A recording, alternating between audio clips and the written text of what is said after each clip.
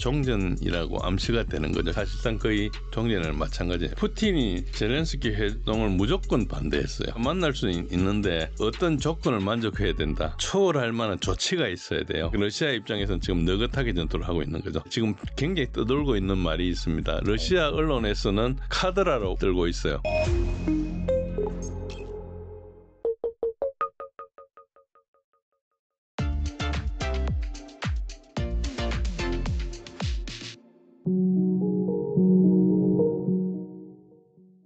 진재희 교수님 모셨습니다. 안녕하세요. 예, 안녕하십니까? 네, 교수님 모시고 여러분들이 또 관심 많아 하시는 이 지정학적인 또 전쟁 이슈에 대해서 살펴보도록 하겠습니다. 이 러우 전쟁 얘기 좀 해보겠는데 최근에 이 알래스카에서 이 미국과 러시아의 정상회담이 또 열렸었고 지금 방송하는 이 순간까지도 계속해서 속보하면서 뭐 휴전이라든지 이 종전 관련해서 뭐 조건들이 쏟아져 나오고 있습니다. 네. 이번에 이 미국과 러시아의 그 정상회담 어떻게 보셨는지 여기에서 내포하는 바는 무엇일까요? 예.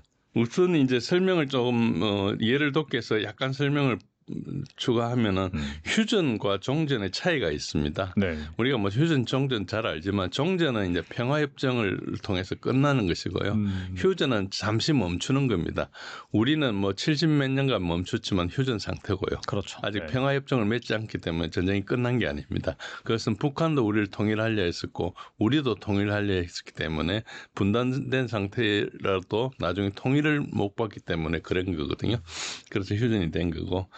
그리고 이제 우크라이나하고 EU하고 트럼프, 나토 이거 지속적으로 30일 휴전을 요구했어요.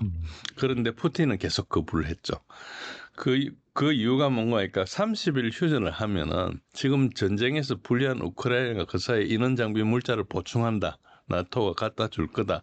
사격 중지를 하니까 거기에 대해서 사격도 못하고 하니까 30일 동안 충분히 다 무장을 할 수 있다. 그럼 우리가 지금 권투를 하다가 거의 KO 시키려고 하고 있는데 지금 다시 한 30분 쉬었다가 하자. 이거랑 마찬가지잖아요. 그러니까 이제 안 해준다는 그런 당연한 논리였고요.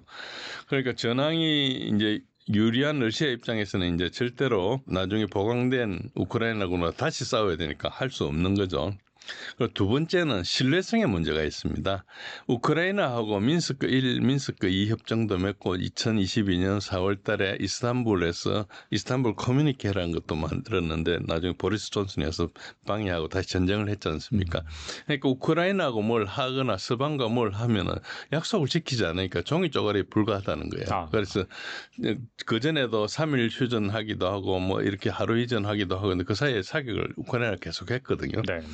그러니까 이제 못 믿는다는 거예요. 그러니까 안 하겠다는 것은 누가 뭐 러시아가 안 하겠다는데 이게 요구만 하는 거지 할 수도 없잖아요. 그래서 계속 흘러오고 있었죠. 그리고 이제 휴전을 하고 나면 그걸 감시를 해야 되기 때문에 뭐 중립국위원회라든지 그게 2,000km가 넘기 때문에 전선이 굉장히 복잡하거든요. 그래서 이제 이런 것도 난항이 있고 해가지고 그런 것보다 완전히 종전을 하자. 그래서 지금 여기서 종전을 해도 좋으니까 종전을 하자 이야기를 하는데 이제 종전을 안 하는 거예요. 종전을 안 하고 휴전만 하자는 거죠. 그러니까 저기는 전쟁을 계속 하겠는데 좀 쉬었다 하자는 거고 러시아는 전쟁을 끝내겠다. 이 주장이 계속된 거예요. 이게 계속된 거고. 그런데 이제 푸틴이 알래스카에 왜 정상회담을 수락했느냐. 그동안에 하나도 안 했는데 그때 이제 그 푸틴의 보좌관인 우샤코프가 뭐라 했는가 하니까 미국이 우리가 수락할 만한 제안을 했다는 거예요. 그러니까 뭔가 이게 휴전이 아닌 종전이라고 암시가 되는 거죠. 휴전하기 위해서 간 건 아니거든요. 종전에 가까운 걸 한다고 생각하고 간 거고 그리고 나중에 나온 이야기가 미국이 이제 무기 지원이나 우크라이나 지원을 안 하겠다는 의사를 통보했나 봐요. 그러면 이게 사실상 거의 종전이랑 마찬가지예요. 왜냐니까 나중에 유럽이 맡아야 되는데 유럽이 맡는 거하고 미국이 있는 거 완전히 다르거든요. 맞아요. 지금 미국이 훨씬 더 많이 지원하고 있잖아요. 그렇죠. 미국이 네네. 뭐 거의 정보나 뭐 온갖 거 다 지원하고 있죠. 외교까지 다 지원하고 있죠. 그런 상황입니다. 앞서 유럽 각국 정상들은 트럼프 대통령과의 화상회의에서 이번 회담이 아닌 후속 평화 협상에서는 우크라이나를 끼워달라 그렇게 요구를 했는데 트럼프도 그 가능성 열어뒀었죠. 그리고 이 최근에 보도된 거 보면은 이제 젤런스키가 이 협상을 하기 위해서 워싱턴에 왔다라는 그런 기사가 나오기도 했고 향후 후속 협상이 이 3자 형태로 진행될 수 있을까요? 저는 굉장히 부정적으로 봅니다. 푸틴이 젤렌스키 회동을 무조건 반대했어요.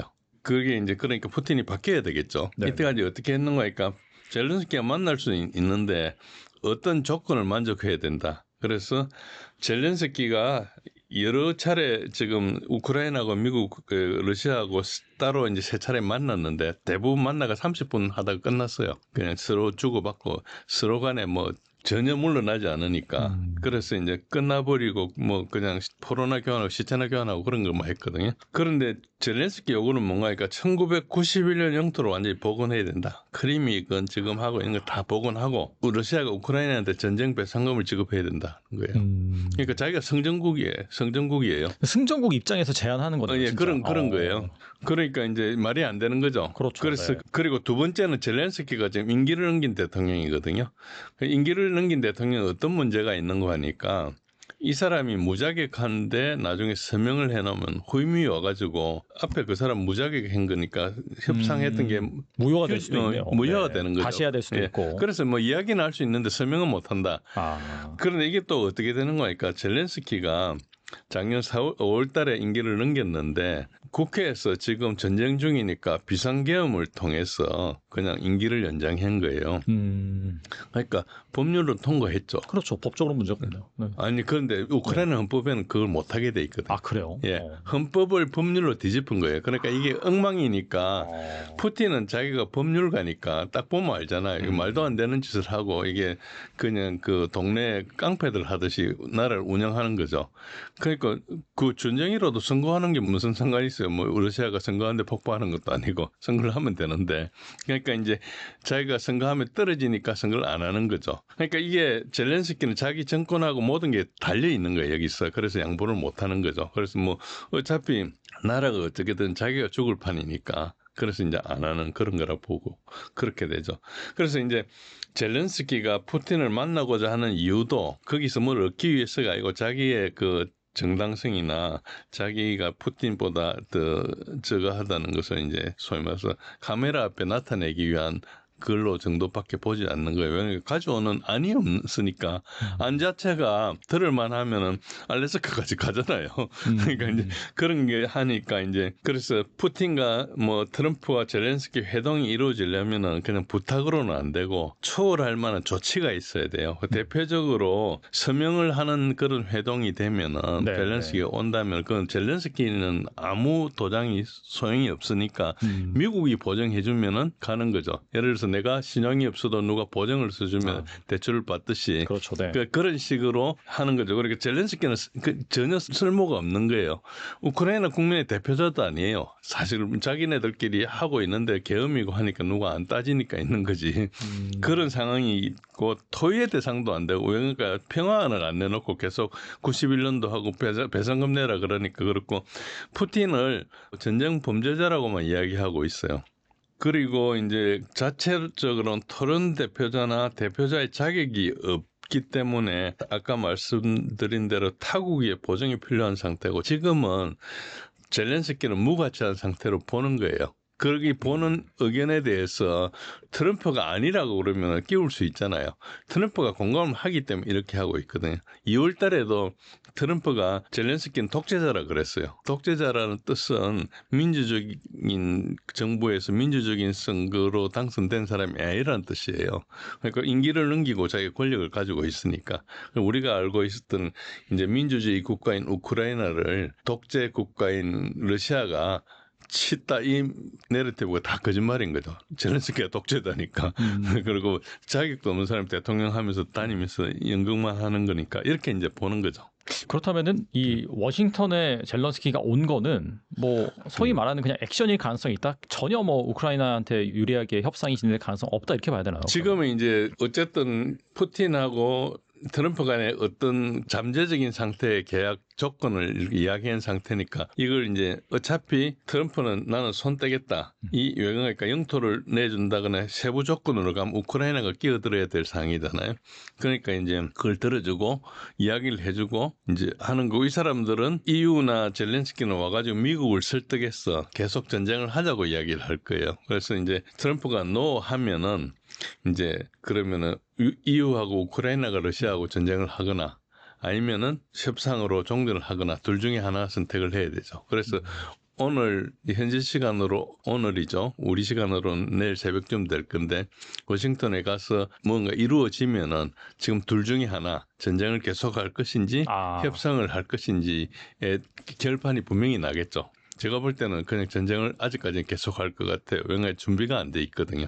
누가 준비가 안 돼 있다는? EU하고 우크라이나가 중간안을 평화안을 안 가지고 있어요. 이게 왜 트럼프가 왜 이렇게 오래 끌었는가 하니까 24시간 만에 끝내겠다가 왜 이렇게 끌었는가 하니까 평화안 대안을 안 가지고 오니까 그냥 무조건 우리가 승전국의 입장에서 조건을만 제시를 하니까. 그렇죠. 상대를 네. 일어났던 게 다 나쁜 거고 범죄 행위라고 생각하는 거예요. 그러니까 현실의 정치를 전혀 반영하지 않는 거죠. 현실에 대해서 그럼 자기는 잘못한 거 없느냐 이렇게 따지면 뭐 시비가 되겠지만 그건 자기가 접수를 안 하니까 그러니까 이 자체가 외교력이 전혀 없는 거죠. 근데 사실 뭐 잘잘못을 따지는 게 아니라 승전국이 있고 패전국이 있는 그런 상황에서 그렇죠. 어떻게 본다면은 그 패전국에 가까운 우크라이나나 뭐 나토나 그쪽 입장에서 우린 양보해 줄 수 없다. 우린 저도 양보해 줄 수 없다. 우리 그냥 이게 만들어줘. 약간 그렇게 떼쓰는 그런 상황이다라고 볼 수 있는 거겠네요. 그럼 지금은. 그렇죠. 그 배경에는 이 전쟁의 주인이 젤렌스키가 아닌 거예요. 주인은 유럽에 있는 마스터들이 주인인 거예요. 그러니까 전쟁을 자기가 돈도 없고 뭐 인력도 없고 없잖아요. 지금 뭐 엄청나게 많이 죽었고 도망갔거든요. 그런 상태에서 이제 전쟁을 계속한다. 국민을 생각하면 도저히 할 수 없는 이야기예요. 한 사람 죽어가는 것 자체가 얼마나 가슴 아프겠어요. 그러니까 국민을 위한 존재가 아닌 거예요. 보시면 그래서 이때까지 젤렌스키를 응원했든지 이런 분들은 이 사람 정체를 잘 봐야 됩니다. 그렇지 않으면은 굉장히 뭐 젤렌스키가 훌륭한 민주투사고 이게 아니고 그냥 마약 환자예요. 그냥 연극이나 하는. 그러니까 아주 볼품없는 사람이고 자기 국민들을 이렇게 엄청나게 많은 사람 희생시키면서 이렇게 끌고 와가지고 아무것도 얻은 거 없잖아요. 나라 사람 다 떠나고 망하고 땅 뺏기고 그러면서 얻은 게 뭐 있어. 자기가 부정부패한 것밖에 없어요. 우리가 뭐 을사오적 이런 것보다 훨씬 나쁜 거죠. 얘는. 그리고 휴전에 대한 협상 논의가 지속되는 와중에서도 러시아와 우크라이나 간 공습은 계속해서 이어지고 있는 것으로 파악이 되고 있는데 우크라이나가 러시아의 정유시설에 드론 공습을 가하는가 하면은 러시아 역시 최근 우크라이나 키이우로 공습해서 민간인 수십 명의 사상자를 또 냈습니다. 현재 이 러우 전쟁의 전황은 어떤가요?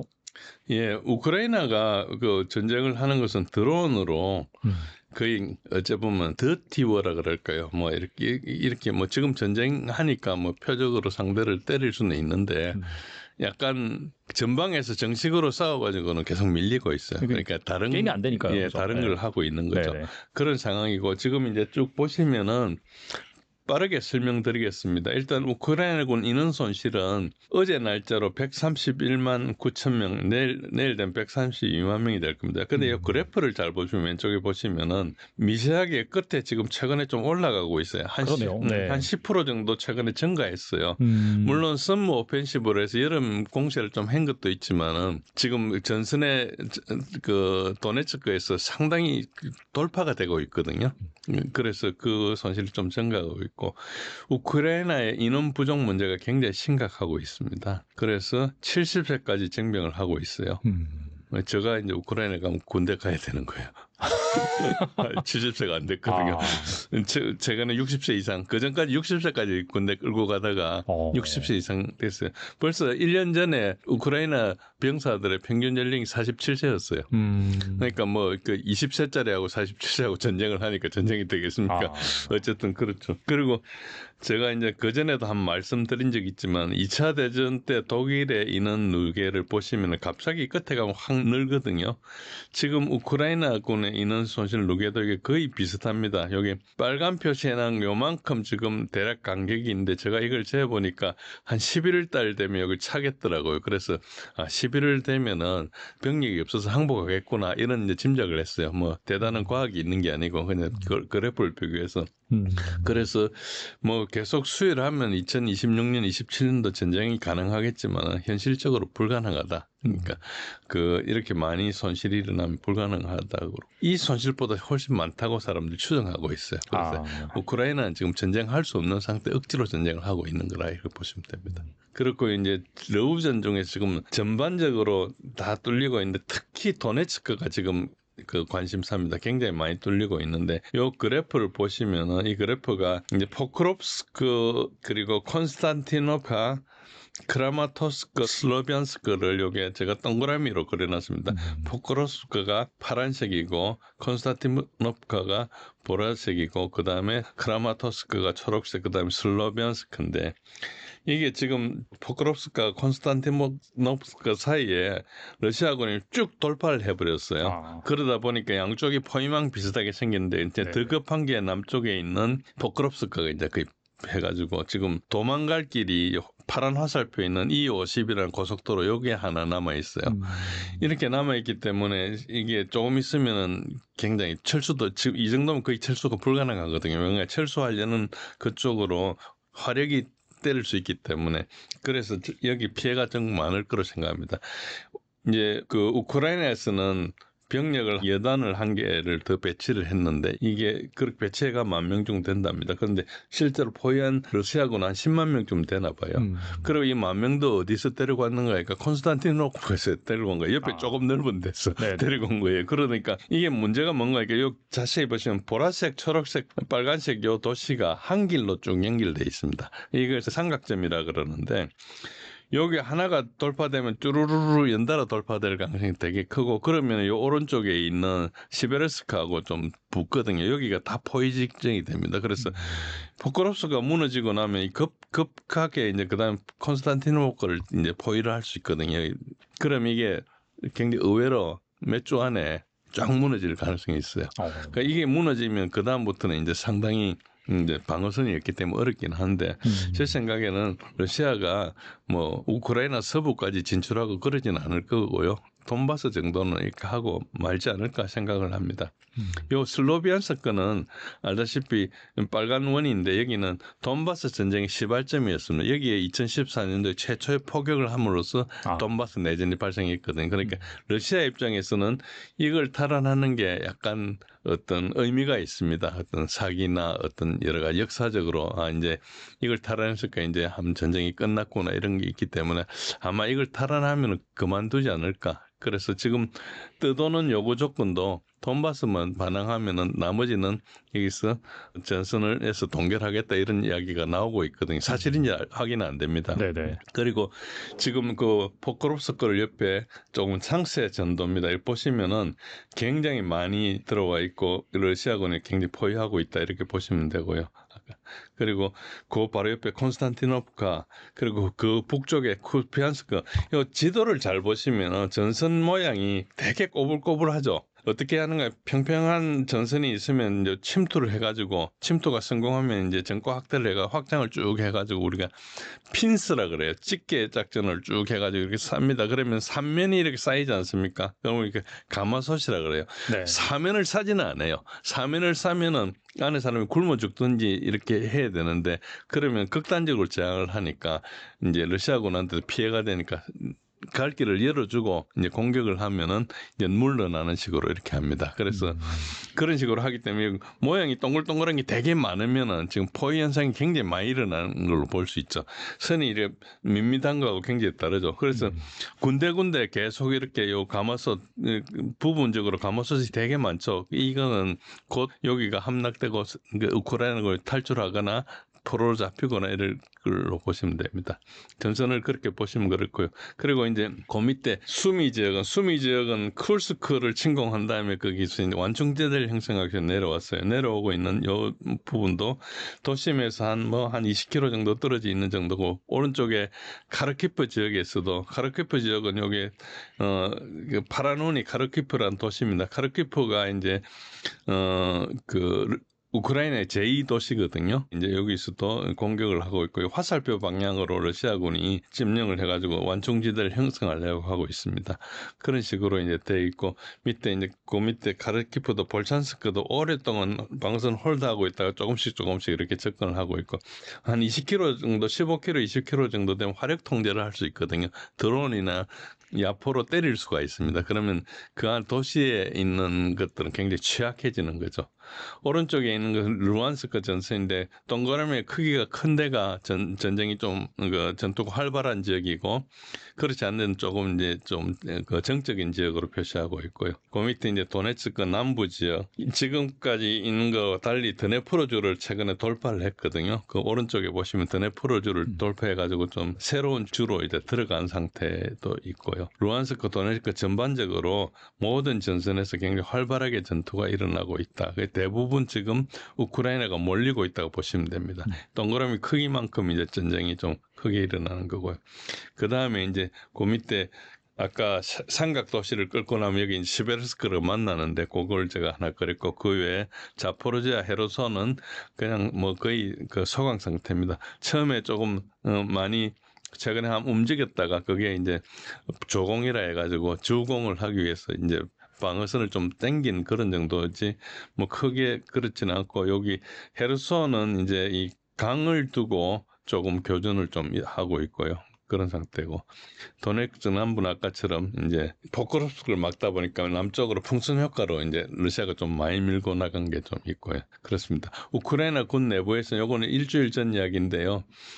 이게 휴전에서 빨리 되면 좋겠다. 지금 협력당이 직전이다. 이런 편지가 나올 정도로 내부의 붕괴 우려가 있고 이게 이제 2주일 전이군요. 7월 33주일인데 요것도 조금 시간 지난 건데 러시아에 들어온 미사일 공격이 계속 지속되고 있습니다. 그런 상태고요. 그래서 러시아군은 전선에 있는 우크라이나군을 때린 게 아니고 이제 후방에 있는 전력이 될 만한 것들을 때리고 있습니다. 특히 나토에서 장비가 오거나 하면 거기를 때리고 이렇게 하고 있는 그런 식으로 요 오른쪽에 보시면 때린 지도가 있는데 매일매일 조금씩 다른데 대략 이런 모습으로 때린다 보시면 됩니다. 그래서 보급기지나 직결지나 훈련 장소나 비행장이나 무기 생산 공장이나 그리고 모병센터나 이런 데를 때리기 때문에 전투력을 생성해가지고 전방에 투입해야 되는데 그게 못 오게 막고 있는 거죠. 그러니까 러시아 입장에서는 지금 느긋하게 전투를 하고 있는 거죠. 전방에 있는 걸 때린 거 후방에 때리고 있으니까 급한 거 없다는 거죠. 나중에 올 거를 미리 때려 놓는다는 그런 개념으로 하고 있다 보시면 됩니다. 한편 우크라이나는 지금 전쟁 피로감이 확산되어 있습니다. 왼쪽에 보시면은 초록색 그래프가 계속 전쟁을 하겠다는 것이고, 그 지금 현재는 24%입니다. 초전에는 70%를 넘었었는데, 지금 이제 협상하자, 종전을 하자, 땅을 내주고라도 하자는 게 지금 69% 정도로 와 있습니다. 그래서 우크라이나 국민들은 전쟁에 지친 상태고 지금 전쟁을 수행할 능력이 없는 상태죠. 그런데도 이제 계속 이거를 끌고 나가고 있다는 그런 시죠. 그래서 지금은 의미 없는 전투만 하고 있고, 이 전투하는 것보다 머리를 비상하게 굴려서 좋은 협상안을 가지고 얼마든지 끌 수 있거든요. 그러니까 러시아도 전쟁을 계속하고 싶지 않기 때문에 희생을 받아낼 수 있는데 국가적 차원에서 이야기하지 않고 자기의 어떤 개인적인 차원, 그리고 이제 우크라이나가 어떻게 돼도 상관없는 영국이나 이제 독일이나 이쪽의 사람들, 그러니까 이번 이걸 계기로 군수 산업을 일으켜야 되겠다는 이런 사람들이 이제 끌고 나가는 거죠. 그래서 국민들만 희생되는 그런 걸로 있습니다. 그리고 아까 요 사항은 지금 확정은 안 되는데 지금 굉장히 떠돌고 있는 말이 있습니다. 러시아 언론에서는 카드라로 들고 있어요. 그러니까 영국에서 먼저 이제 이런 보도가 나왔고 그거를 인용해가지고 했다 이런 정도만 나오고 있는데 어쨌든 푸틴이 뭐 트럼프한테 했다는 식으로 전달되고 있는데 도네츠크하고 루안스크 돈바스 영토는 다 물러나라. 우크라이나가 다 물러나고 나머지 전선은 그 자리에서 멈추겠다. 그러면 자포로지아하고 헤르손에도 러시아가 자기 영토라고 헌법에 적시해가지고 이렇게 해놓은 수복해야 될 자기들 입장에 수복해야 될 영토들이 있는데 그건 포기하고 돈바스만 주면은 끝내겠다. 그런 게 약간 기사로 보도되더라고요. 그게 이게 보도인데 아직 확인 안 됐어요. 확인 안 된 거고. 카드라가 계속 떠들고 있는 겁니다. 러시아에서도 심지어 러시아 언론에서 나오고 있어요. 카드라로. 그런데 뭐 아직까지 그걸 전혀 발표 안 했거든. 그게 중요하면 그때 발표했겠죠. 그런 게 이야기가 나오고 있는데 그런 상태인데 지금 그걸 제가 표시한 거예요. 왼쪽에 보시면 조금 더 붉은 진한 데가 있죠. 여기가 아직까지 우크라이나군이 점령하고 있는 도네츠크주예요. 그러니까 요 영토가 도네츠크 전체 한 30% 정도 된다. 그 정도고. 근데 여기가 상당히 격전이 일어날 겁니다. 아까 이야기한 도시도 있고. 이제 그래서 뭐 이 정도 같으면 러시아가 조금 전쟁하면서 희생을 덜 치르고도 영토를 확보할 수 있으면 다른 걸 양보할 수 있다. 이런 뜻으로 받아들일 수 있으니까 그럴듯해요. 이런 이야기를 했을 것 같기도 하고 그래서 확정을 할 수 없는데 어쨌든 그렇다 보시면 됩니다. 가만히 그냥 우크라이나 거부하면 어떻게 되냐 하니까 결국 시간이 지나가지만 다 뚫린다. 아까 제가 설명드린 그 도시가 여기 한 줄로 쭉 여기는 선이 이제 도로망이 진해가지고 잘 보이죠. 쭉 이렇게 연결돼 있는데 사실은 러시아가 중요한 도로를 차단했기 때문에 보급도 이제 곧 끊기게 돼 있거든요. 그런 측면에서는 만약에 이거를 러시아가 제안했다면은 우크라이나가 받아들이는 것도 방법일 수 있어요.